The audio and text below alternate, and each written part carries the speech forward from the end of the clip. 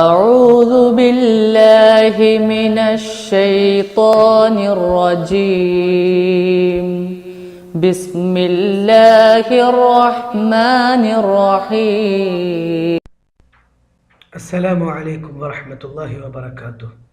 بسم الله الرحمن الرحيم. الحمد لله رب العالمين والصلاة والسلام على أشرف رسول الله وعلى آله وصحبه أجمعين. أما بعد، ربنا اغفر لنا ولوالدينا ولمشايخنا ولأساتذتنا ولمن له حق علينا ولجميع المؤمنين آمين يا رب العالمين.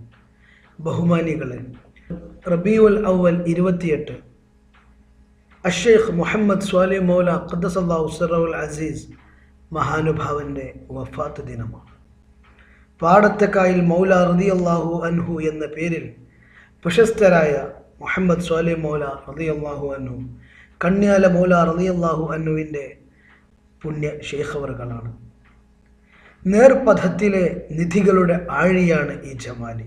പൊന്നാനി വെളിയങ്കോട് ഭാഗത്ത് ഫക്കീറുമാർ വീടാന്തരം കയറി ഇറങ്ങുമായിരുന്നു.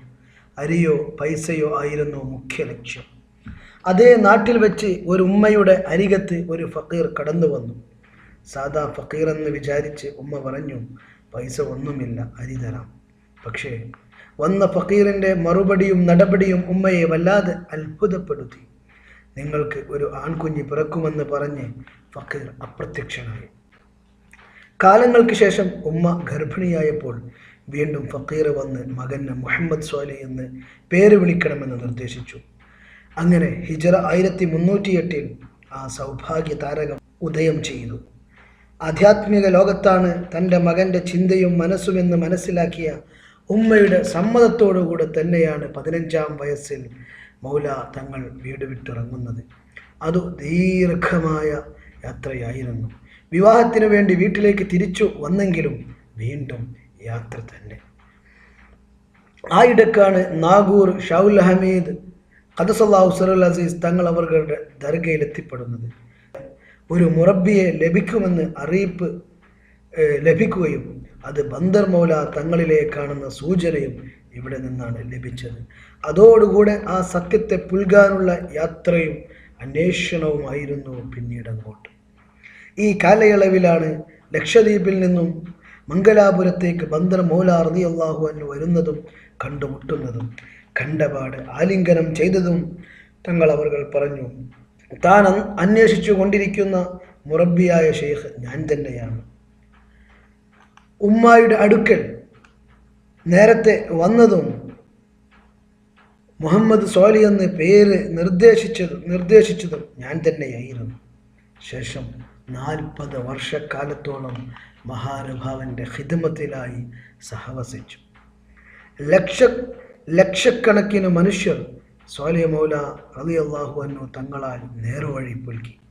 പാടത്തക്കായിൽ മൗല ഖദ്ദസല്ലാഹു സിറഹുൽ അസീസ് എന്ന ഈ കാരുണ്യമഴ കണ്യാല മൗല റളിയല്ലാഹു അൻഹുവിലേക്ക് ഖിലാഫത്തിൻ്റെ ഉത്തരവാദിത്വം ഏൽപ്പിച്ച് നമ്മുടെ കൺമുമ്പിൽ നിന്നും മാറി നിന്നത് റബീഉൽ അവ്വൽ 28-നാണ്. ഷെയ്ഖുന കണ്യാല മൗല റളിയല്ലാഹു അൻഹുവിന് ശേഷം ചപ്പാരപ്പട ഉസ്താദാണ് ഈ മഹനീയ ത്വരീഖിലേക്കുള്ള ഹക്കായ വഴി.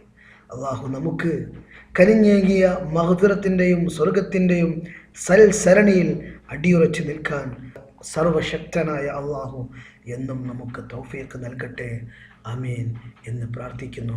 പ്രിയപ്പെട്ടവരെ, ബഹുമാനപ്പെട്ട സ്വാലിഹ് മൗല ഖദ്ദസല്ലാഹു സിറഹുൽ അസീസ് അവരുടെ ആണ്ട് ദിനത്തോടനുബന്ധിച്ച് നമ്മൾ ചെയ്യേണ്ടത്, ഏതൊരു മഹാന്മാരെക്കുറിച്ചും പറയുന്നതും പ്രതിപാദിക്കുന്നതും പുണ്യകരമാണെന്ന് നമുക്ക് മഹാന്മാരുടെ വാക്കുകളിൽ നിന്നും എല്ലാവർക്കും അറിയുന്നതാണ്.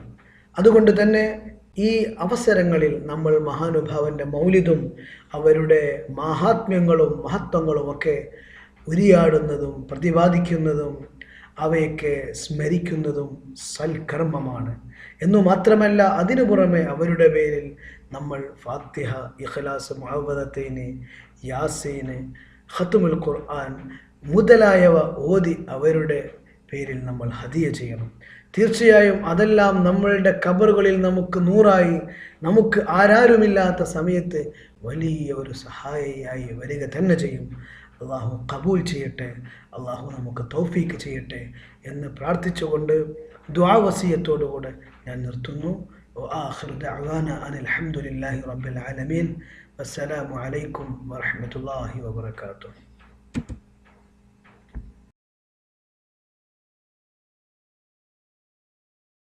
സല്ലല്ലാഹു അലാ മുഹമ്മദ് സല്ലല്ലാഹു അലൈഹി വസല്ലം. സല്ലല്ലാഹു അലാ മുഹമ്മദ് സല്ലല്ലാഹു അലൈഹി വസല്ലം. അല്ലാഹുമ്മ സ്വല്ലി അലാ മുഹമ്മദ് യാ റബ്ബി സ്വല്ലി അലൈഹി വസല്ലം.